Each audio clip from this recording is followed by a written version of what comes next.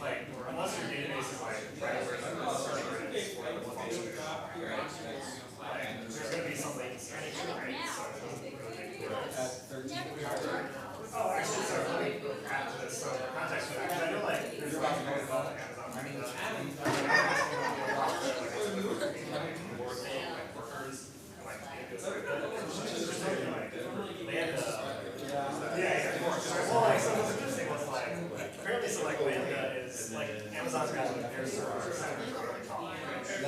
where your function is gonna call and like it won't like external server for it, like set it up, it'll but it's all in one place, right? Because like Cloudflare, your workers like work on all their server centers like how they got like way more than so she's saying that like right here in the like much faster. So I was thinking like, okay, if we need to make like if your function needs to make changes in the database, like doesn't it still have to like communicate with some other location? Yeah, potentially all of those use cases for serverless. Yeah.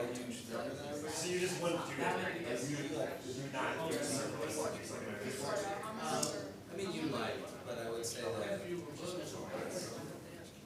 the strength of it is we can build it. Sure. What's that? Oh, okay. It is just scale. Yeah. Sure. So. No, not as EM.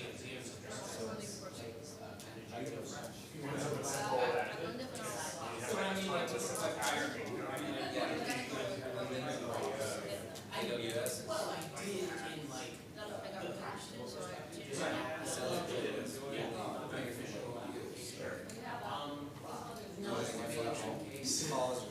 That's awesome. Space something you like goes out and it's like talk to the but it's all of a sudden you go 1,000 requests. Yeah, I was like, honestly, thinking about it here, and that's kind of the serverless scaling. I was like worried. I like working in this like MVC like monolithic framework. So I'm like, oh my gosh, like everything's going serverless. Like if I get out of there, I'm like, I have to like start creating right applications going up. I'm just serverless, like all these functions I'm just like getting together. It's like that sounds good for 4 years. Yeah, I made it. We survived. And our new place is very nice. it's like that Unix mindset or Unix or whatever, with like single responsibility. Keep one thing really nice. Probably. But also like I don't want to have to worry about low level stuff. Or like printing presses. It's just everywhere. And I was like, yep. Yeah, I think there's a. You ever get like a fracture and like start reading it? I think it is. No, it's all it was blank. Yeah, it was just like the raw stuff. She had access to some Practice it. things in Rhode Island. In practice, we usually we make batches Where she just had tons of it. It was like, this is and then you're stuck with that. that was the same. We spent It's much easier to Friday fix moving it. in, taking furniture all that. Saturday and Sunday was unpacking, setting up the place. Because we're biased. You know, all the moving tasks. Justin, do you know what Exactly. it was? Really just soy. Texas. How do you fix it? All lowercase. And then the apartment management building. Wish I was pretty more sure that I got my nose kind of here. I would like to avoid that. Oh yeah, actually. This started like right now, like 3 months ago. So. Yeah, that's always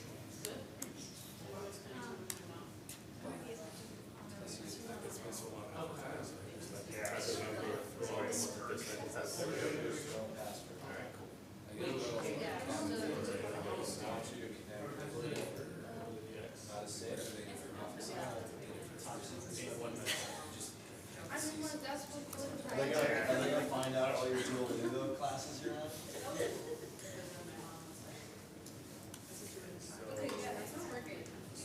It's like, yeah,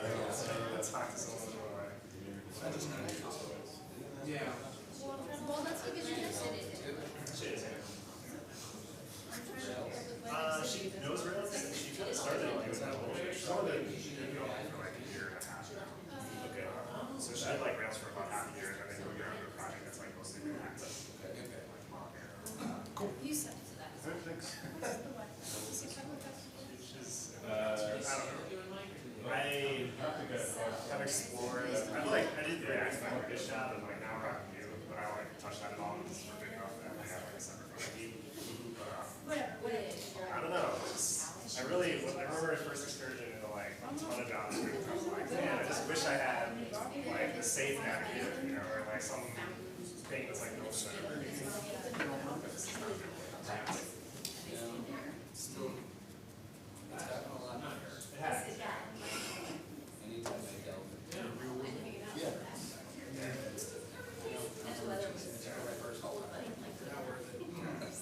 Do you guys use React Review in your jobs? Or like what jobs? Good, where did they get it for? Sure. Yeah, makes sense. But we do have a little bit.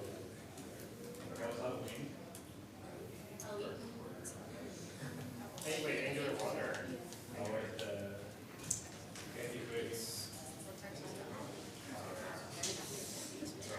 Yeah. So I had a friend who worked at Data Images, and they had like a top of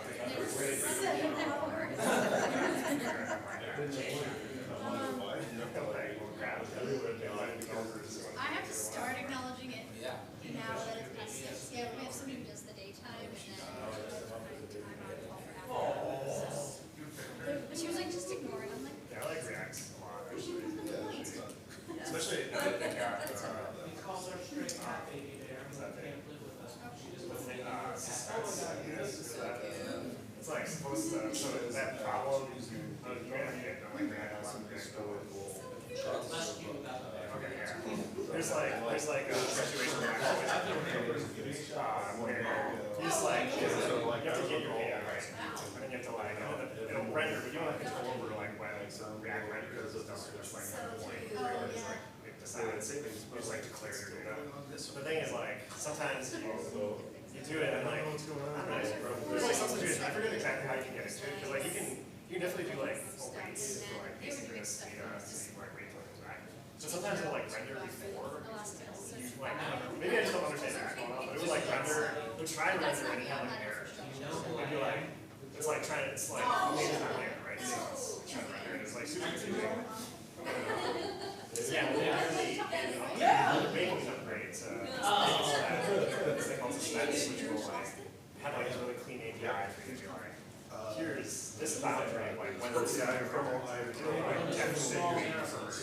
this other thing. You can like say like, oh, if this date's not here yet, you do this. And when it gets here, so there's like a difference. Like before you used to say like, oh, like you could manually write it like cloud this component instead. Like it'll actually like swap in that component for the actual data that arrives for you. It's kind of I think that's kind of like what's very serious. Which is funny because React started out as like, oh, we're just like very minimalistic, very lightweight thing. And now they're like getting into this realm where it's like, oh, you're building more integration, it's like, we're kind of going in circles here. They're like, It's a psychological issue. everybody's exhausted. Yeah. Even if it's we went from 0 to 100 this year, do something else. Yeah, right. So like, I don't know if you don't feel empathy, but I'm always like afraid to invest too heavily in one JavaScript framework though. Because we're in like layers. Yeah, it's Like, I don't know. 2 years. He is not. The only test I remember is the voice common test, but that one only tells you. Oh, we're gonna fear the customer success manager. Fear what? A replicant. Yes. What is a replicant? Because I feel like once you're implementing that is. Do androids handle the allergen sheet? Yeah, sure. Yeah. This is some of the best sci-fi out Jam there. into all notes. Phil Hinton, he wrote a book called The Android Dream of Electric Sheep. Oh, yeah. Yeah. Just a great book, really good read. Unless it's Then, Ridley Scott took it, changed it a little bit, and made this incredible visual experience surrounding it. Well, my thinking on it is like, I'm really interested in the idea of like potentially starting my own startup one day. Like, or at least like building something out here myself. And like, I have no, like, hands down, if I mean, I've like played around with like the Okay. I mean, I guess I haven't touched anything except like the old layout and like Elixir a little bit. But like, if I had to pick a framework, if I had to pick most when they came out, they were pretty frontal cortex development. So That's pretty all of us, I think it was. I'm just. absolutely, yeah.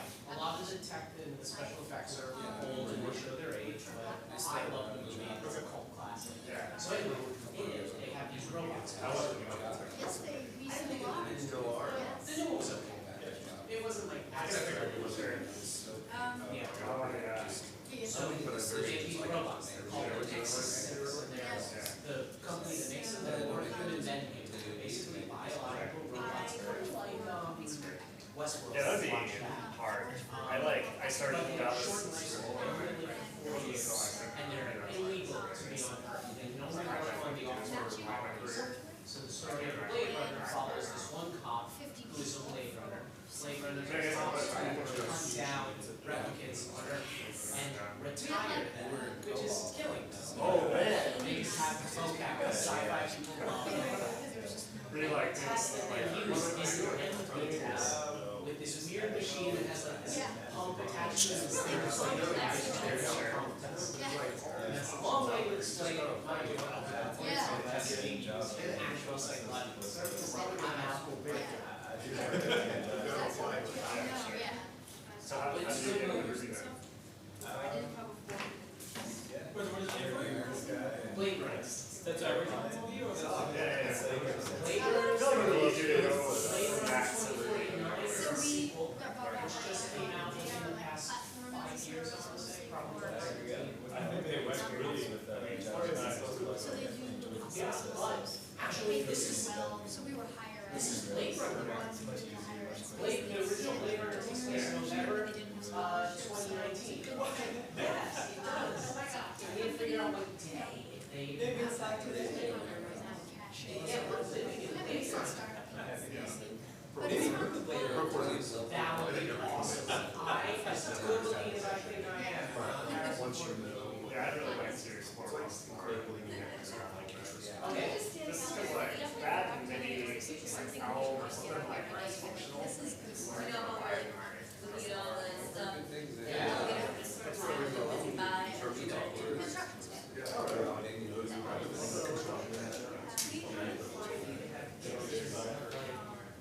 All I know is Blade Runner starts, yeah, this is the opening title. Los Angeles, November 2019. It's Blade Runner Day. Month. No, there's no day, it's just November of this year.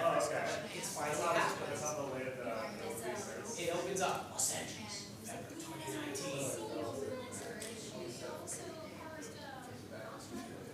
She may be right, we're not sure. Back to the Future Day, when is that? Oh, okay. Was that last year? No. They vastly overestimated the number of Jaws sequels, so Jaws 22 in 3D. All right. I think it's time. Attention, please.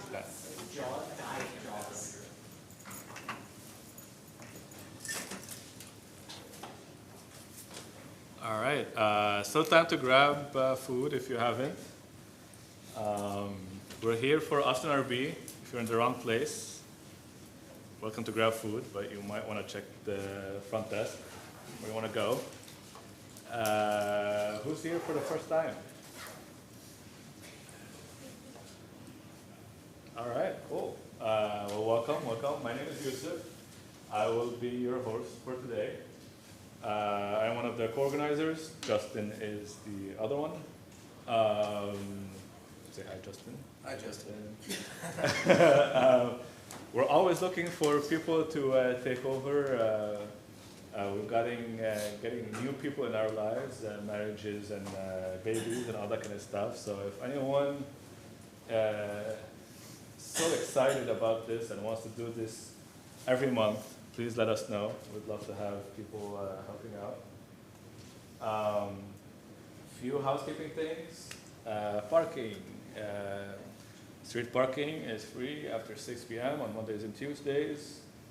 If you're brave enough to park in the rain, go for it. Otherwise, they do validate if you parked in this building. Ask for a validation card from the front desk it should make it into $7.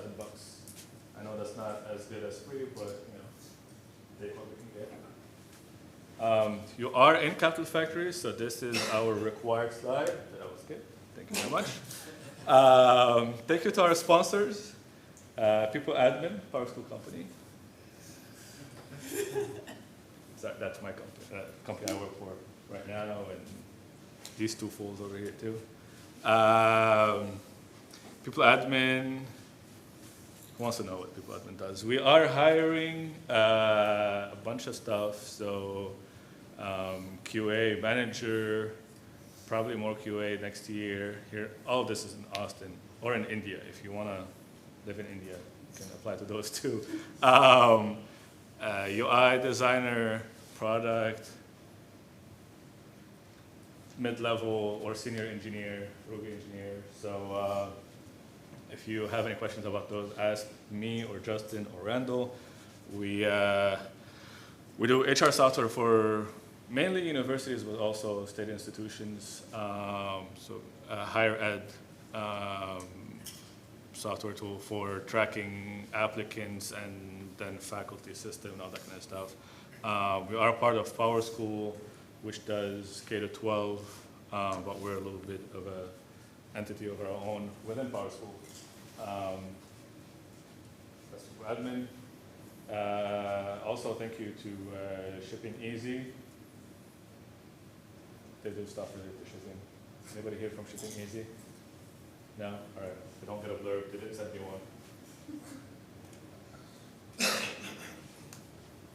All right. Also, Bear and Giraffe, my previous company, sponsored the Meetup group. You can skip over that.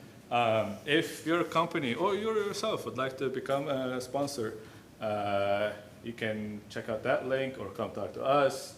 But those are sort of the 3 tiers that we look for.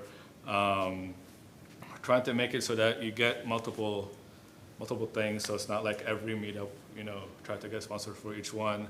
So mainly if you want to think about them like single meetup, you're sponsoring a quarter, like 3 months, or the full year in a sense.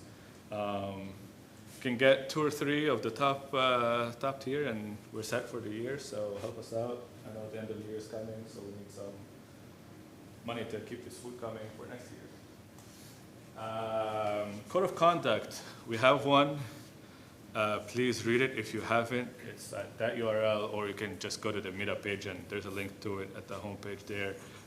The gist of it is, please be nice to one another, please be welcoming. If for any reason you don't feel you're safe or welcomed here, come talk to the organizers and we will make sure we handle it.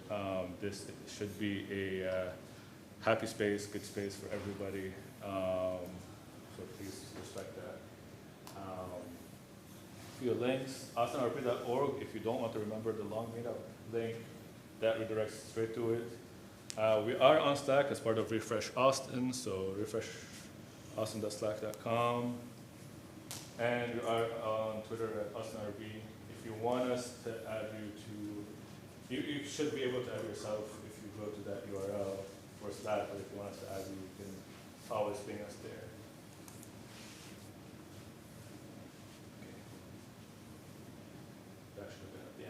A few announcements. Div Inc., which is a Diversity and Inclusion Accelerator program here in Austin. They're having demo day in 2 days, November 13th. You can probably find out more at divinc.org. What time is it? What time is it? 2:30 p.m. This is their 5th cohort, I believe. I lost count. I think 5th cohort. They got a bunch of startups that just starting out, all diverse, founders of diverse backgrounds, so women or people of color. So worth supporting if you'd like to.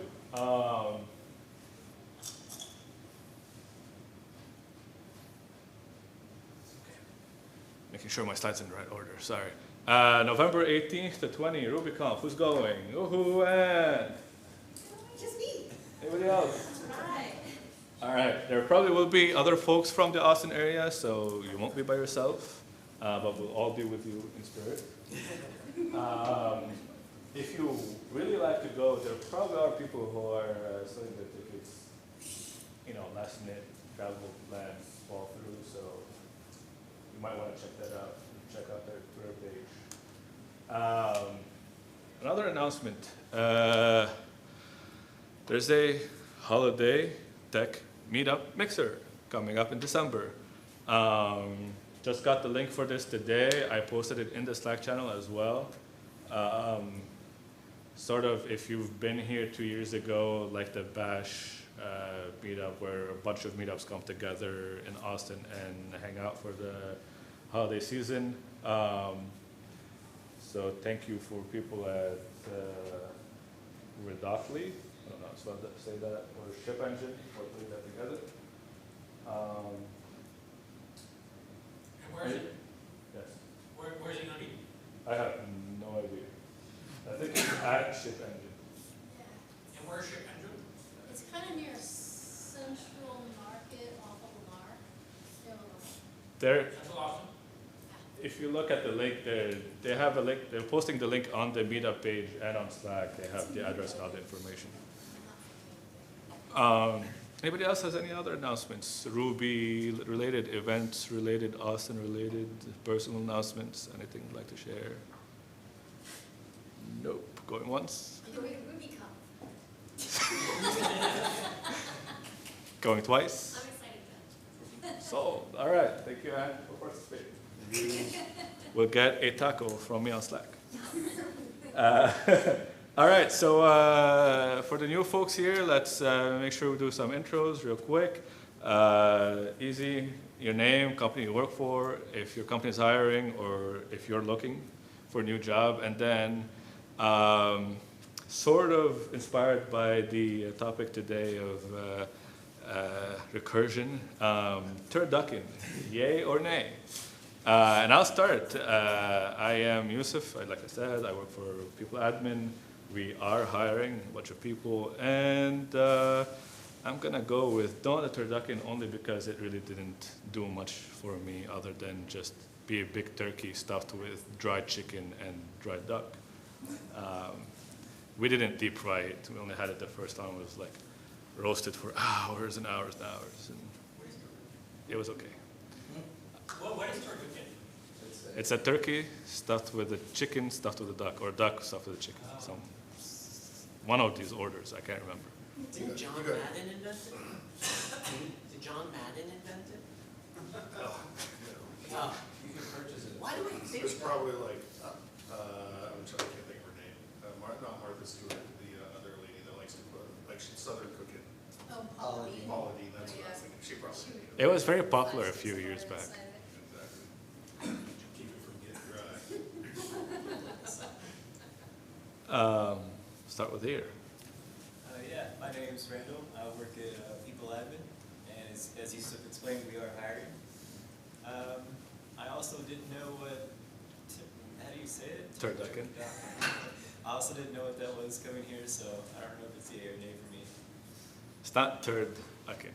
That's something else. Yeah. Turkey, duck, chicken. Yeah. Okay, I see. Yeah. My name is Justin Mills. I also work for People Admin, the Power School company. I'm not looking. Turducken. I'm for all the meats, so it's definitely a yes for me. Arby's got the meats. Yeah. Hi, I'm Aaron. I work at RigUp. We are hiring many positions, but in terms of engineering, it is mid-level enough. We are looking though for a bunch of things, so you can check out rigup.com/careers. Get in touch with us. Turducken, I've never had one. I would like to have one, and I would like to read from the gospel that is Wikipedia.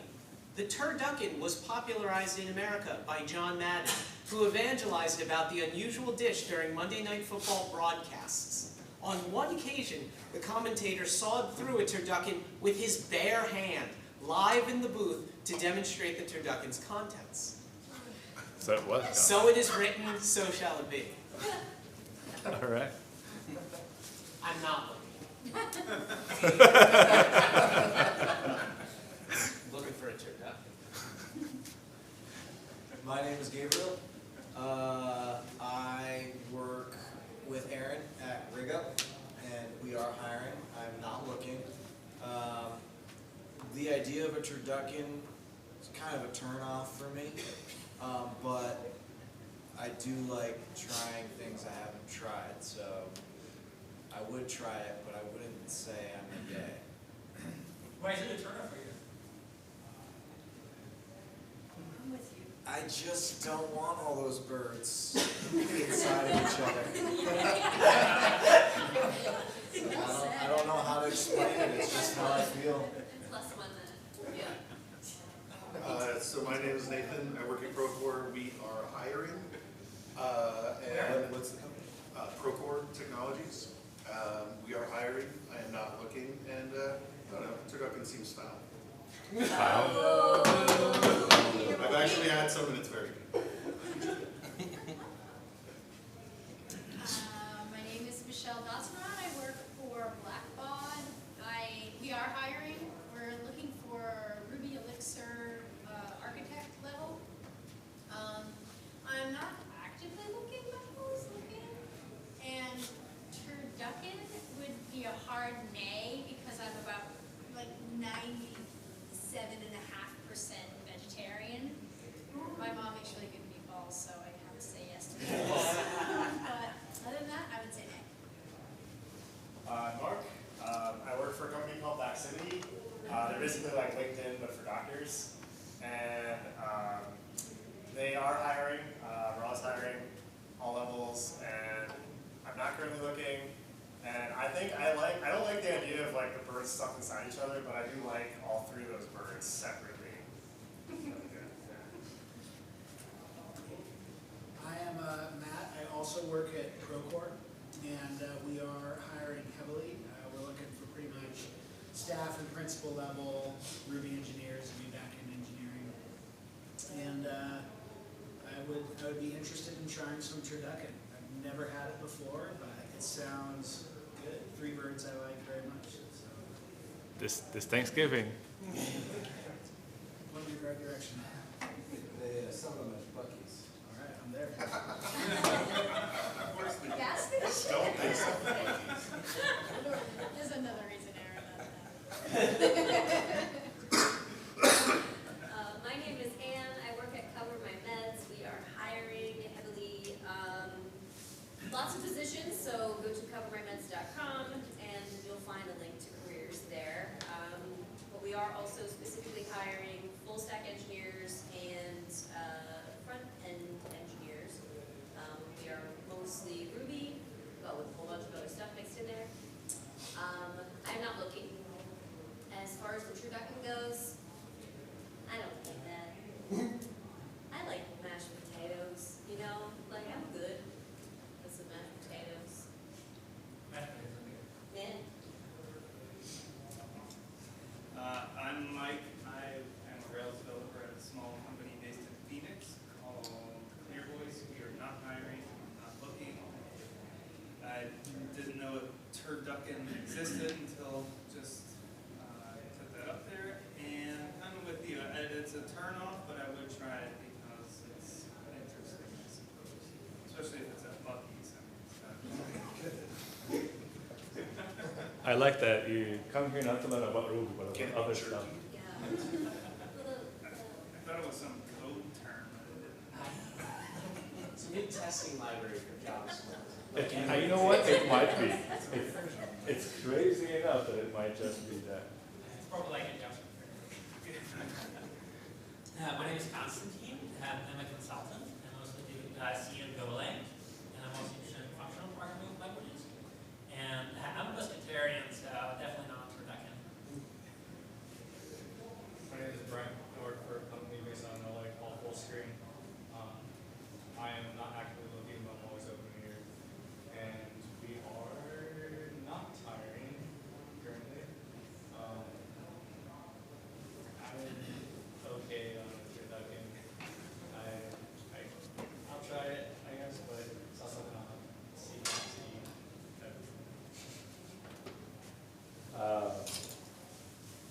turduckens on the menu for the next Ruby meetup.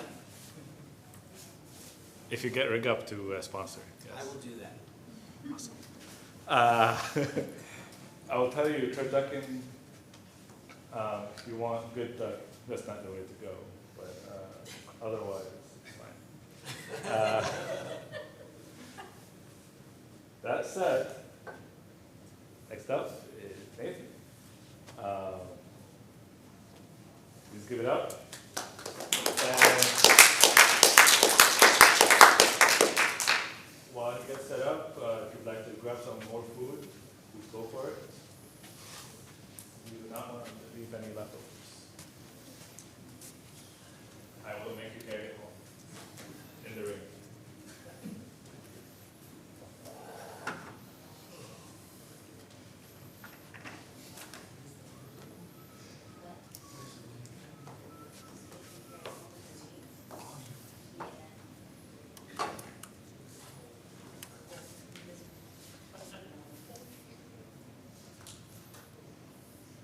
Cool. Everybody can read? Excuse me, all right. Everyone So, can read? I mean, well, everybody can see the screen, yeah, read the screen, sorry. Was not looking to insult anybody there. So we're gonna go on a little trip. We're gonna talk about some recursion specific to Ruby. We'll start off a little slow and we'll build up. But that said, I've given this talk plenty of times, so like, I don't have to get to the end. So if you guys wanna keep asking questions and dig into what we're, like, make sure you understand, feel free, like, I'm open to having the conversation. All right, so little setup here.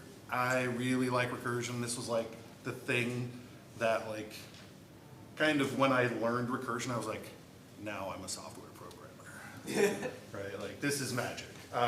This is gonna be a little bit of a computer science talk. Hopefully it's fairly easy to follow along. And there should be something for everyone. All right, so to that end, these are kind of the 4 areas we're gonna cover. We're gonna talk about the method stack. Anybody here, everybody knows what the method stack is? Hands up if you do. No. Okay, cool. If you don't. Hands up if you don't. For method stack, we'll jump into recursion. Everybody, nobody? From there, we're gonna get into some tail optimization and elimination, and then this idea of trampolines. All right, so let's talk about the method stack. That's right. This is the new slide. This was like one of the small edits. I added an image of money. All right, so a stack in computer architectures are regions of memory where data is added or removed in a last in, first out LIFO manner. Things you can do on a stack is you can push a frame to the top of the stack, you can pop, which removes a frame from the top of the stack, or you can peep, which will look at the top frame of the stack. This is a real world example of a stack. You cannot touch the yellow before removing the red, and you cannot touch the teal without removing the yellow. Right? First in, last out. And here is a nice. That's perfect. Sorry about that. Family cannot be accounted for. All right, so this is a Ruby example of the method stack, and I'll show you more of what I mean there. But let's make sure we understand the code first. All right, we have a class here called person. We have a couple adder readers on first name and last name. There's a person.new, we all know what that looks like. Oh my gosh. If you option click on the top corner there, it'll turn off your notifications. That one was great. You don't have to like your family, you just have to love them. So if you Go option click back to on that right menu, there, and then yeah, there you go. All right, thanks. It's a good one. That's awesome. They will love to hear the embarrassment they gave you. you can also scroll in that menu and then configuration for turning notification off will show up. Yeah, it wasn't worth scrolling. It's You not- can I don't also know click what's on going the on. notification and write back to them. No, we're good, we're good. We're good. All right, so let's just pretend that didn't happen. So we got a person class here. We've got the 2 adder readers on first name and last name. We know what an initialize method looks like. It's just gonna take in first and last name and set them to the params, or set them to the instance variables. The method we care about here is def full name. In def full name, we call the method first name. We then concat a space to that, and then we concat the result of last name to that, right? To get ourselves started, we set the person variable equal to person.new with my first and last name, and then we call person.fullName. So what happens when we call person.fullName? Well, we look at the method stack here, and we start by adding a frame that tries to calculate your full name, but we run into a problem. We don't know what first name is. Okay? And so we have to pop a frame, or we have to push a frame onto the stack to calculate first name. Well, first name results to data, which is the string Nathan. So we return that, and it takes the place of the method called first name in the full name frame. And then we call concat with the space. But we don't, so to do that, we pass in the variable space to concat. We push that on that frame onto the stack, and concat results in Nathan's space as a new string and returns that in its place. So we've popped concat. And now we have to calculate concat with last name. Now, this will be notable later, but we have to calculate last name first. Before we can call concat, we need to know what we're passing in. So first thing we do, last name is a method, we have to calculate it. We pop that on, or push that on the stack. That calculates to my last name. We return that into the concat method we were about to call, and then we calculate the concat result, which is Nathan space Hessler. That's our final result, and we pop that off, right? And that's kind of how the method stack works. There are some details in there that, like, it's a great mental model, I think, but obviously it's not everything that's going on. But there's some things to know. The stack is not infinite. We cannot just keep pushing onto it ad infinitum. You would not have the word Stack Overflow if it were infinite.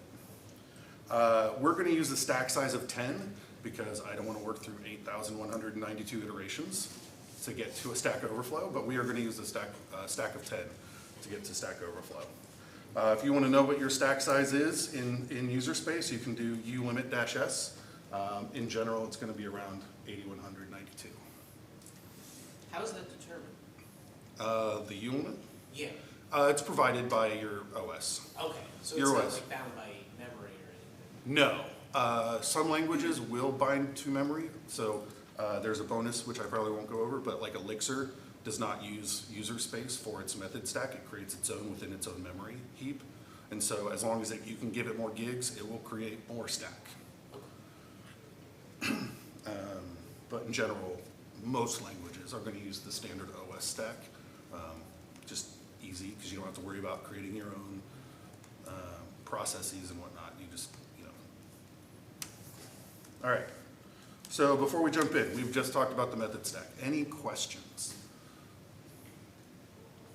Everybody still tracking? Still on this path with me? Cool. All right, so we're going to talk about recursion. Definition in Wikipedia: recursion is the process a method goes through when one of the steps of the method involves invoking the method itself. So that kind of reads weird. Let's talk about it from a mathematical perspective. Factorial. It's kind of the hello world of recursion. I'm not going to read the definition, but we can kind of read the examples, right? Everybody knows what 3 factorial is, what that looks like? 3 times 2 times 1, which equals 6. 4 factorial is 4 times 3 times 2 times 1, gives you 24.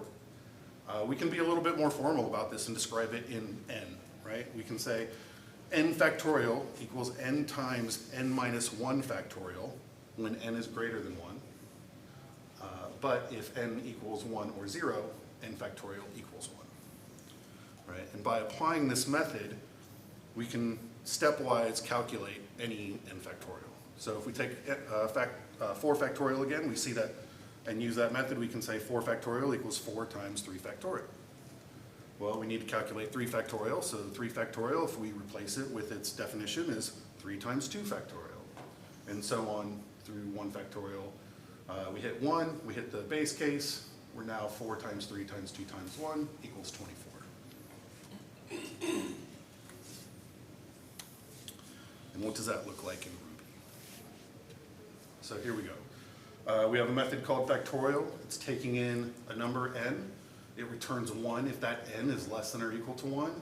Otherwise, it returns n times factorial n minus 1, which is what we just saw previously in the mathematical.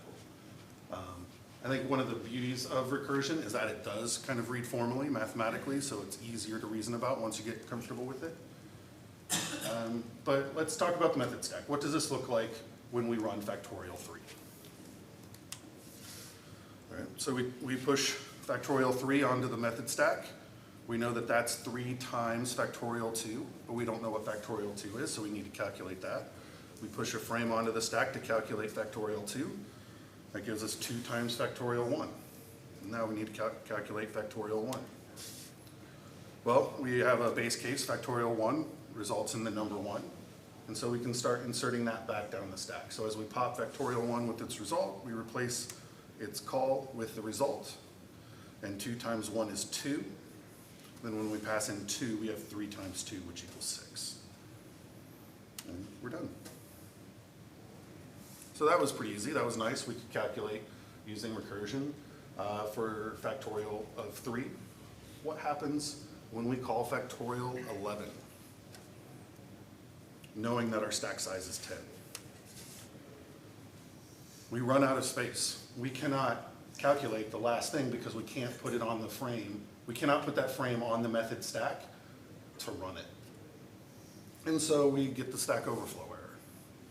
So this makes recursion seem fairly useless, like very limiting, right? Like, hey, it works for 3, but it doesn't work for n. It doesn't work for all cases. And this is a real problem. So now we need to talk about tail optimization. Before we do, I want to ask again, we just got through recursion. Everybody tracking with me? We're all good? Cool. So tail recursion. A tail call is a method call performed as the final action of a method. If a tail call leads to the same method being called again, the method is said to be tail recursive. Again, a lot of big words. Kind of makes sense maybe, but let's dive in. So to make factorial tail recursive, we have to separate it a bit. We want to keep factorial n, maintain this interface, right? You just pass in a number and it calculates for you. But, excuse me, to be tail recursive, we need a new method, and that's going to be our factorial helper method. And it's going to, so it's never called directly, and let's walk through it for a second. So we have factorial helper, we pass in an accumulator. Factorial always passes in 1 as the starter, and the n that it was given as the n for factorial helper. If n is less than or equal to 1, we return the accumulator. If n is greater than 1, we pass over that and we call factorial helper. But before we can call factorial helper, we have to calculate the parameters, right? Remember we called last name and we had to figure out our last name before we could call concat? Same goes here. So we have to call accumulator times n, and we have to calculate n minus 1. Once we have those, the very last thing we're going to do is call factorial helper with those results. So let's walk through what that looks like on factorial 3. So we push factorial 3 like we did before, but this time we're going to call factorial helper with the 1, in our case the default number that we passed in for the accumulator, and n where n is 3. So now we need to calculate factorial helper. We push that frame on the stack. We get down to calling factorial helper, and we've calculated that 1 times 3, right? The accumulator 1 times n is 3, and 3 minus 1 is 2. So now we have a new factorial helper we need to calculate, and we push that on the stack. From there, we calculate a new accumulator, which was 3 times 2, the new n, which gives us 6, and n minus 1, 2 minus 1 is 1. So now we have a new factorial helper we need to calculate, and when we pop that up, n is 1, so we just return the accumulator of 6. And now we're done, right? Like, now we just pop everything off the stack. 6 gets passed down again, gets passed down again, and like, you can see here, like, there was no more work to do, right? In other cases, we took that result and we did something else with it. But in this case, because The last thing we did in each frame was call the next recursive frame. Excuse me. There was nothing else to do, so 6 just kind of falls out of the stack, right? It just comes right back down, and we're good. So there's something unique about this, right? We didn't do any work, so why keep those middle frames on the stack? Why don't we eliminate them? Why don't we do this tail call elimination? So tail calls can be eliminated without adding a new stack frame to the method stack. Most of the frame of the current method is not needed anymore, and it can be replaced by the frame of the tail call modified as appropriate. Again, I'm reading the definitions in case you care, but we'll dig into it. But there's something worth noting here. This is usually implemented by functional languages, this tail call elimination we're about to dig into. Lisp, Erlang, Haskell, and not by our OO languages, Java, Python, and Ruby. But let's dive in. All right, so we push on factorial 3 like we did before. We call factorial helper 1, comma 3 like we did before, right? 1 being our default pass in by factorial, 3 being n. We need to calculate factorial helper 1, 3, so we push that on the stack. Now we have factorial helper 1, 3, and we're trying to resolve factorial helper 3 times 1, which is 3 for the accumulator, and n minus 1, which is 2 for the n. Now we know that this top frame, there's nothing left to do. So we can take it off the frame, off the stack before putting something else on it, right? And so we're gonna pop factorial helper 1, 3 and push factorial helper 3, 2 in its place, right? And so now we haven't grown the stack at all, but we've done work. And we can keep doing this, right? So now we have factorial helper 3, 2. We need to calculate factorial helper 6, 1. We know that factorial helper 3, 2 is done, so we're gonna pop it off the stack. We're gonna replace it with factorial helper 6, 1, which results in 6, and we're done.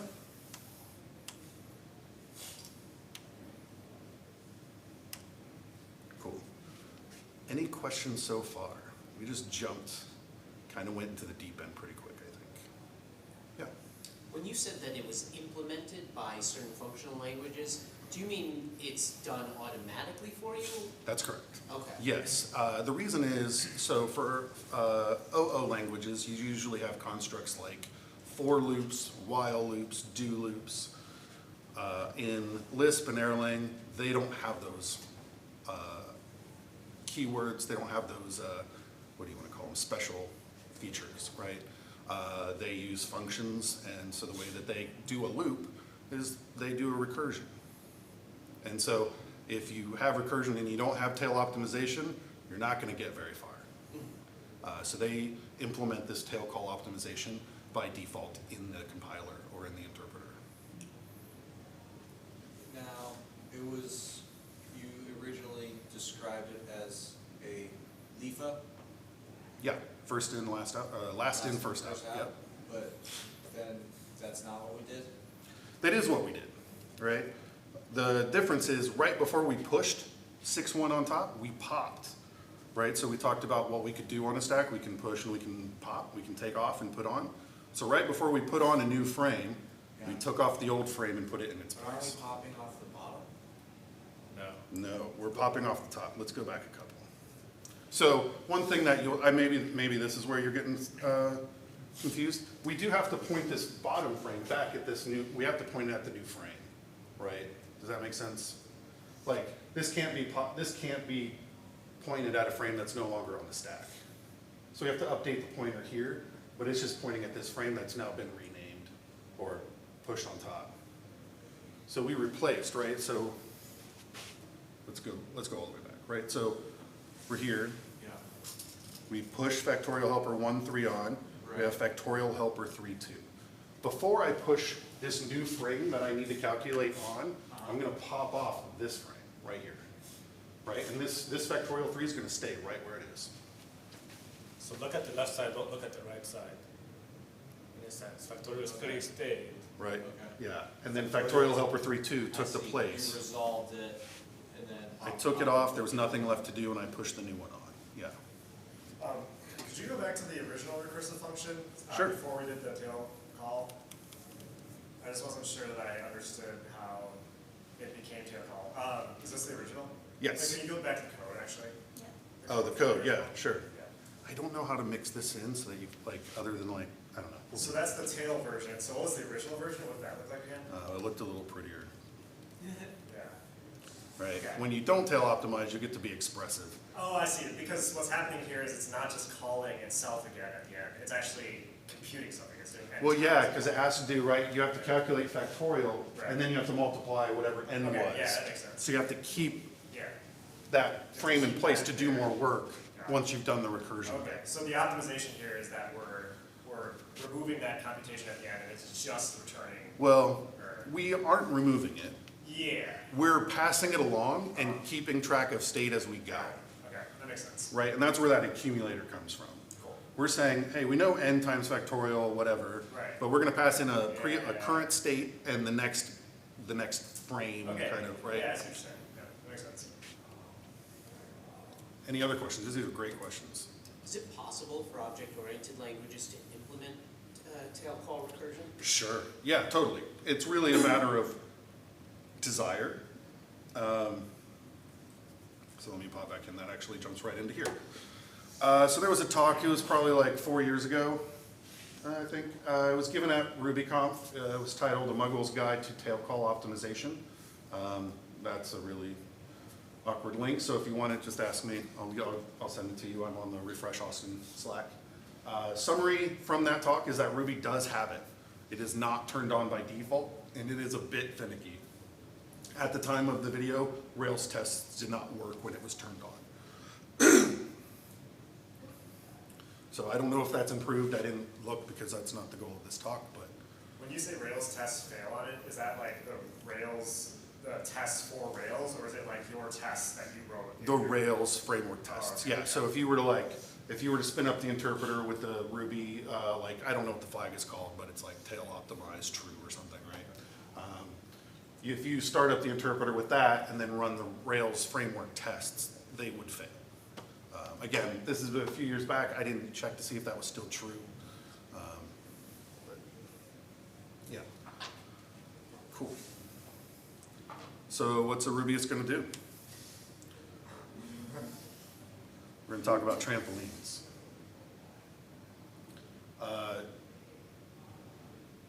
I'm gonna reopen if there's any other questions, because we're about to get into some really fun functional stuff. We're gonna talk about methods, taking methods, returning methods, kind of stuff.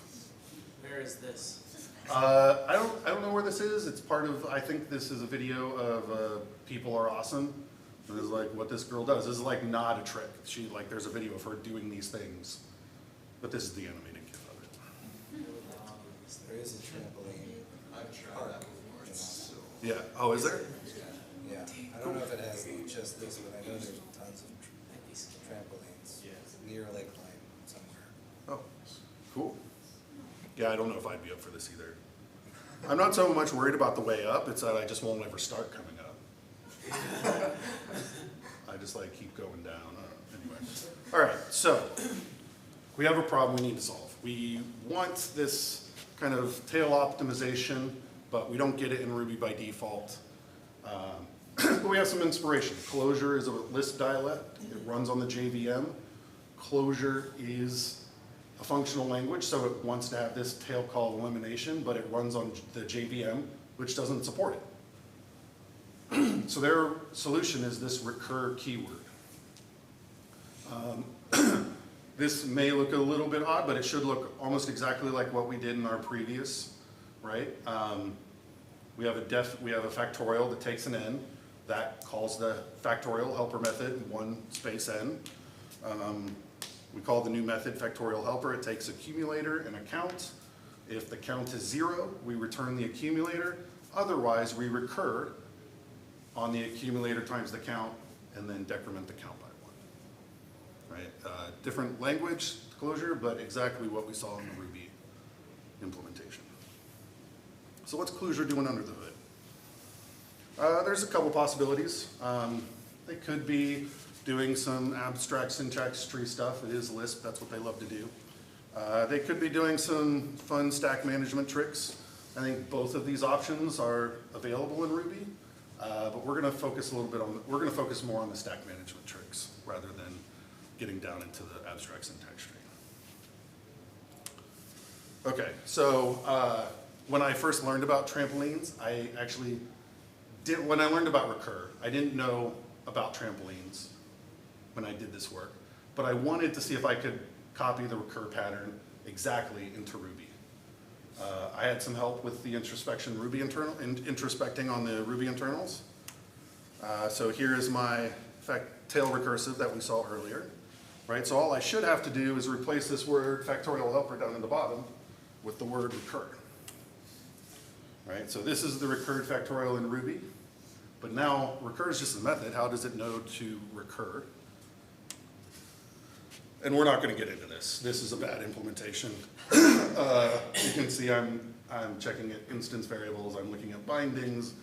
It was fun to do. It was a lot of fun to do, but this is a bad implementation. But if you want to try it out, it is a gem. Use at your own risk. Really, I would recommend not using it unless you don't put it in production, whatever you do. Go to gem, don't use it. Yeah, play with it, open for pull requests, but don't put this in production. But here's a real trampoline. Here's the functional pattern. And we're going to dig into this a little bit and hopefully break it up into some sections that make it a little easier to parse. Right, so the first phase is we're going to do some setup. So a trampoline is going to take in a method.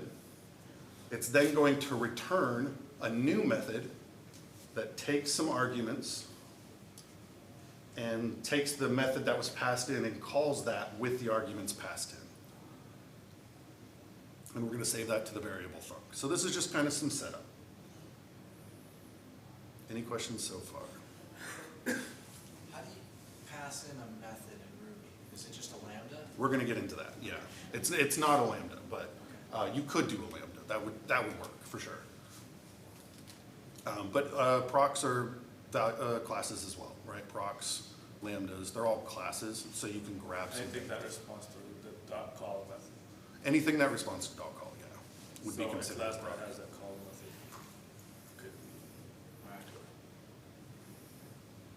method. Okay. Whew. Let's see. So we do some setup, and then we bounce, right? So we're in this loop. We're going to look at our thunk that we just got in setup. We're going to say, is it a proc? If it's not, we must have the result, and we'll just return the result. If it is a proc, though, we're going to call it again. Thunk.call, get a new thunk. And just keep doing that. If it's a method, keep calling it until it's not a method. All right, pretty straightforward. We're bouncing. And then we're going to do a little bit of cleanup at the end. It's not really cleanup. But once we have something that's not a proc, we're just going to return it. That's our solution. What would you have that's not? Oh, okay. String, number. Cool, so here is trampoline factorial. I think, let's start with factorial helper and then we'll jump up into factorial. We had to alter our factorial helper. It's not recursive anymore. It looks recursive. We took exactly the same method. We just wrapped the last call in a lambda. So instead of recursing, we're going to get a lambda back that will technically recurse. Right? Yeah, this is kind of the fun of functional programming. But this is the fun of this. So we took the work we were going to do right away, and we're storing it in a lambda so we can do it later outside of the current frame, right? And so this is the way, like, I'm curious if anybody sees how that pops the stack before you push again. Do you see that? Like, so I'm taking this recursion that I'm about to do, but instead of doing it, I'm giving you back a lambda, and I'm leaving. Like, I as factorial helper am done. I've popped myself off the stack and given you a method to call. So now I'm going to push that new lambda onto the stack. It's going to do some work and give me back a lambda and leave the stack, pop the stack, right? Are you saying that factorial n has been popped off the stack? So we'll go through it. Let's see if the stack helps a little bit. But before we do that, let's talk about factorial n. This is where things get a little bit tricky, Is this right? assuming that, so let me rephrase this.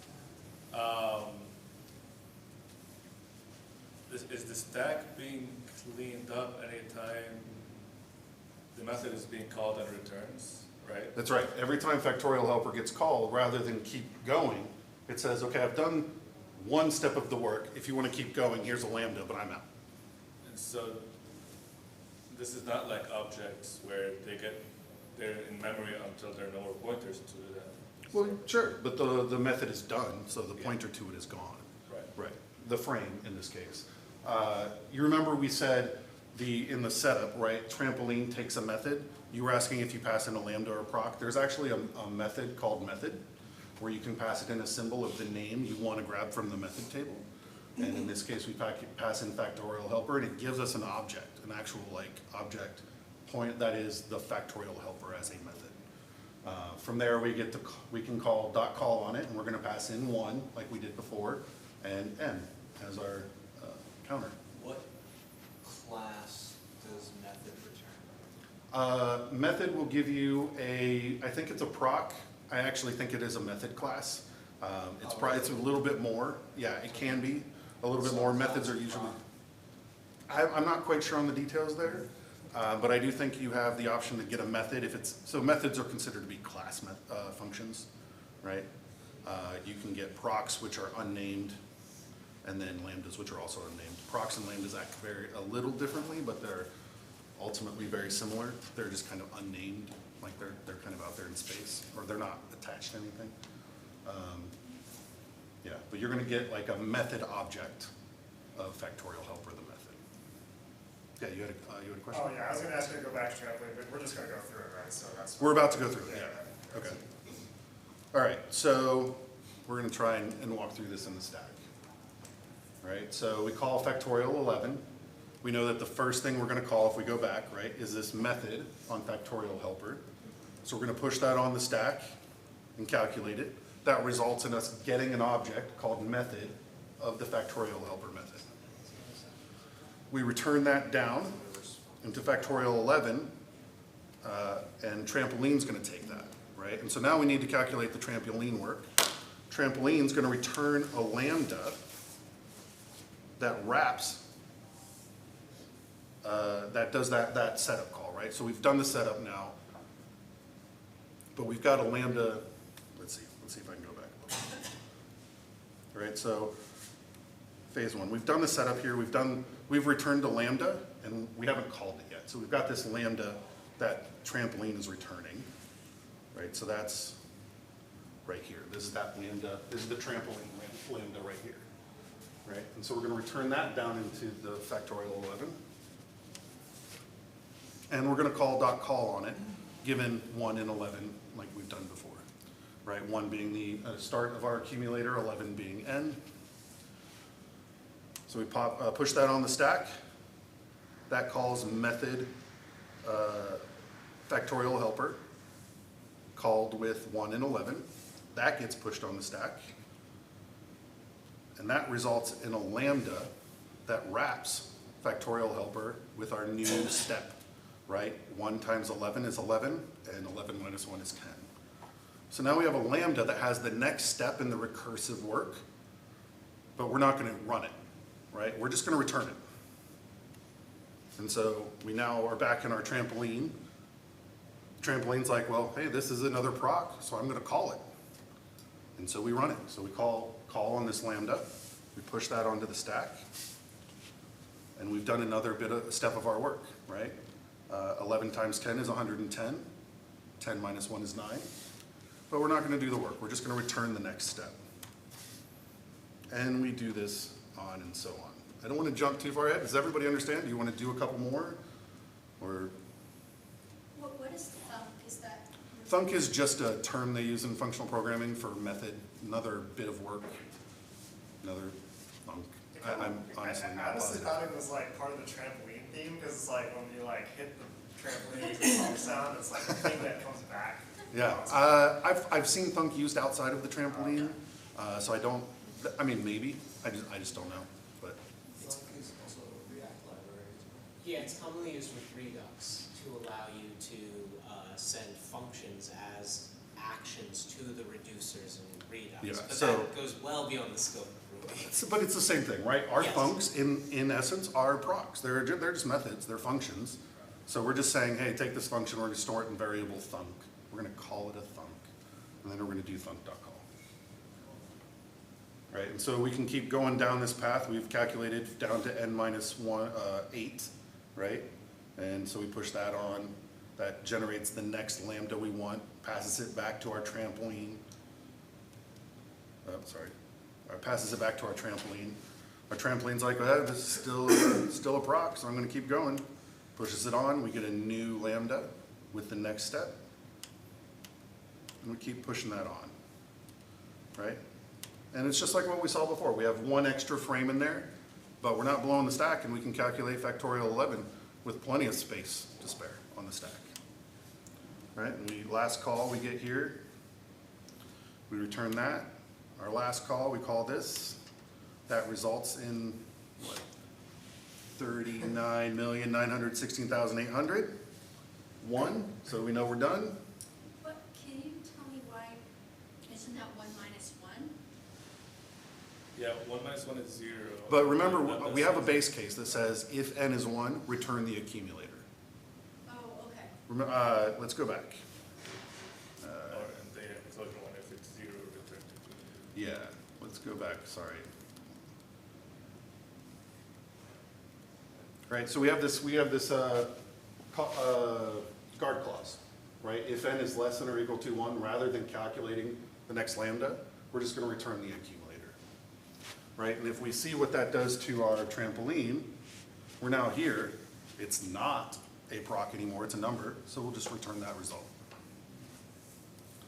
Right,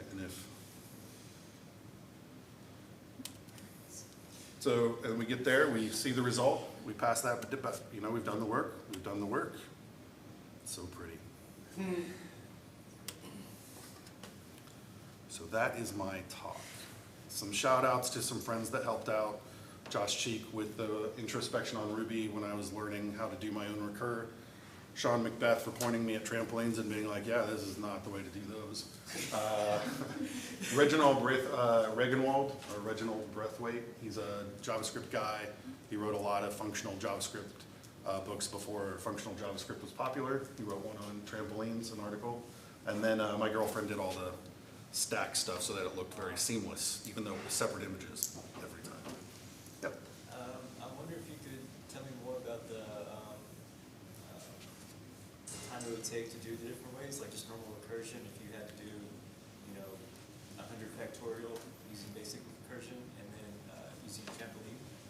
Is there, would be faster than the other? I'm sure recursion would be faster because you're not having to take on the step of creating a new lambda and then calling it, like you're just, like the tail optimization that you can do at the compiler level versus at the user space level, at the language level, is going to be most likely, I mean, first off, it's probably implemented in C, right?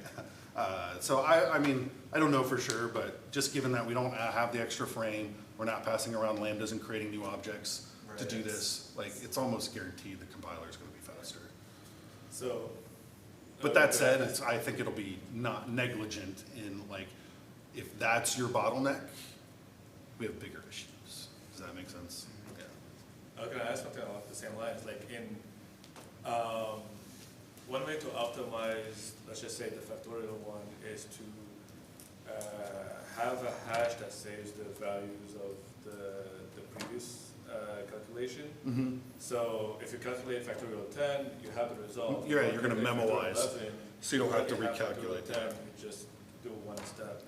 Is there a way to do something like that with this, or? Yeah, I think that's going to be kind of use case dependent, right? If you have something that's going to be calculated that's pulling in, I don't know, let's say you're reading from a database, then the hash table is probably not going to work, your memorizations. But if you are like factorial helper, calculating change, that's probably something that'll work. And all you're doing is saying, hey, I've already done this work before, so here's what I had as inputs. And since I know I get the same with every output, I'm just going to look up what my output was last time rather than do the work again. So you're caching. You can update factorial helper to cache and read from the cache if it already. That's right. Otherwise. And you're trading speed for space, right? Compute for space. So as long as you have the space, you can make the table as big as you want. Yeah, I think that's totally a way to optimize this stuff. It's a slightly different mechanism, right? In this case, we're not looking for speed, we're just looking to minimize our stack use. Just because we want to do things in recursion rather than using loops. Which, by the way, we actually did use a loop, right, in our trampoline. Which is funny you mentioned that. So if you're using loops in the trampoline, how is closure or not closure? How is closure? Yeah, closure on JVM, yeah. No, but the functional programming languages that don't have loops, how are they doing it? Yeah, my guess is they're taking that recur, and I'm pretty sure they're doing a trampoline, so they get to play with the AST, right? They get to, Lisp is an abstract syntax tree, so they can basically, during compile time, say like, I know how to replace this form with its actual form, and it spreads out. But then ultimately under the hood, it's calling like do while, some kind of JVM primitive that is just an iteration, but never exposes itself to you.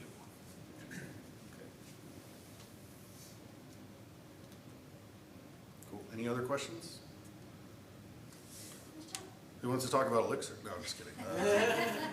One more. We can. We have an hour.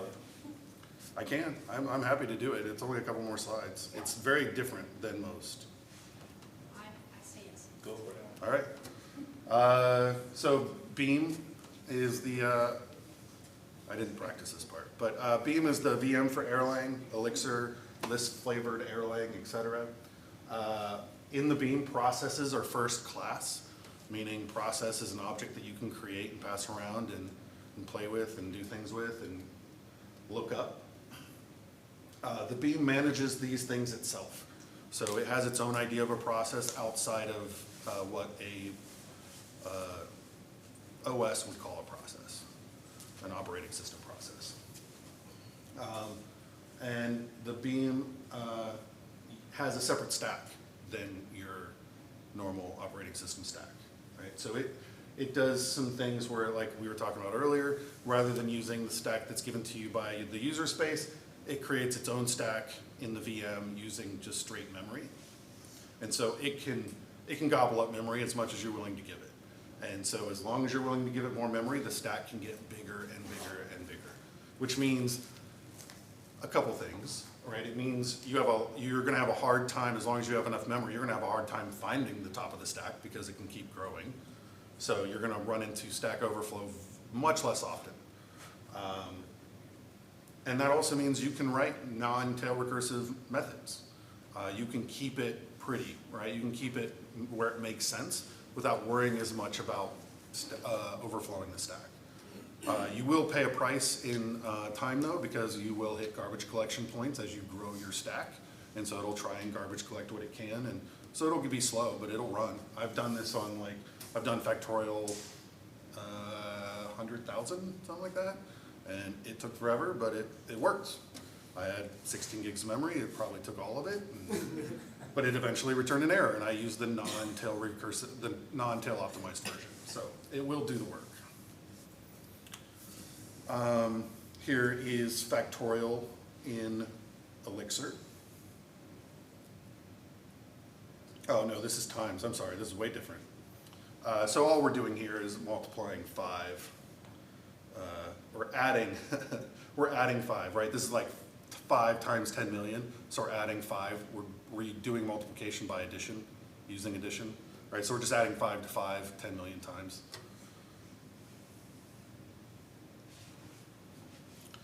This will run, but not quickly. Fun thing in Elixir is they actually have infinite recursion. Like here, this is a loop, this is a receive loop, so every method has this block that they call the receive loop or something like that.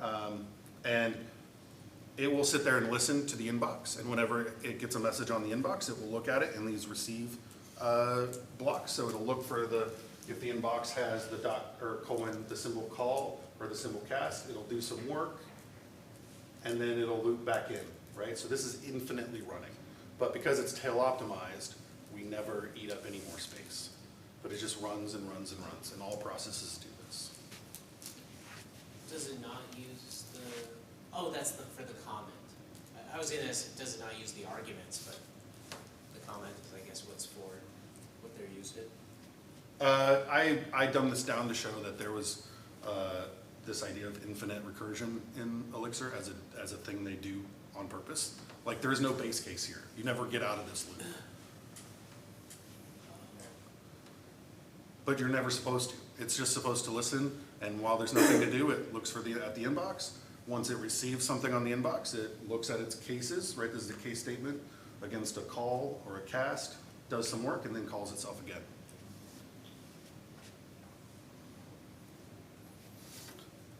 And I think that's it. So not much on the bonus, but you know. Yeah, so Q&A, I'm new to Austin.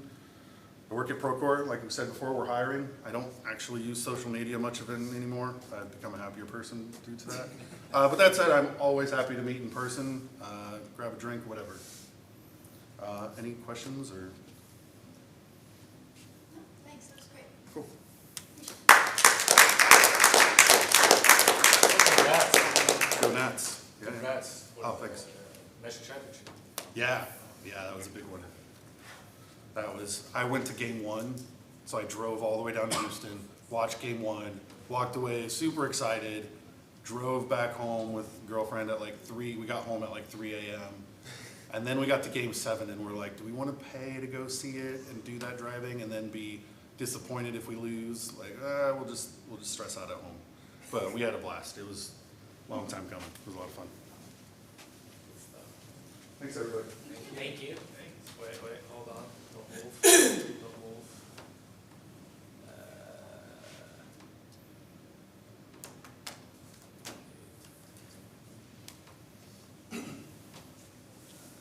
Not by email. That's what I meant. Hold on. Give it a second. We got a video of it.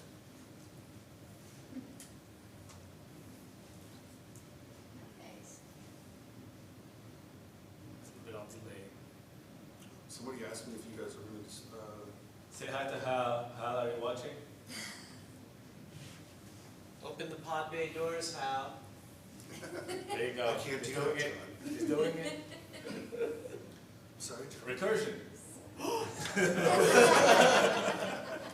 Stop, you'll break the stack. It's also still on delay, but that's funny. Have you seen, there's a music video that does this on purpose, like where they come in and play a set and then they step out and they put on the background screen the one measure of work that they did, and then they keep coming in and bringing new instruments and playing it next, and then eventually you just have like a whole band playing. Yeah. And That sounds. it was very much like that, but it was like a deer. Wait, no, it's still in delay. Still in delay in the recursive in the third one. It's funny, right? Oh, Nice. is that compounding delay? It feels like compounding delay. Oh, yeah, it would. Each time the delay would be increased by the length of the delay. Feels like it, right? Delay times n. So whatever your iteration is. In math. Alright, that's my trick. Don't quit your day job. Yes, we want. My friend's dad once told Jay-Z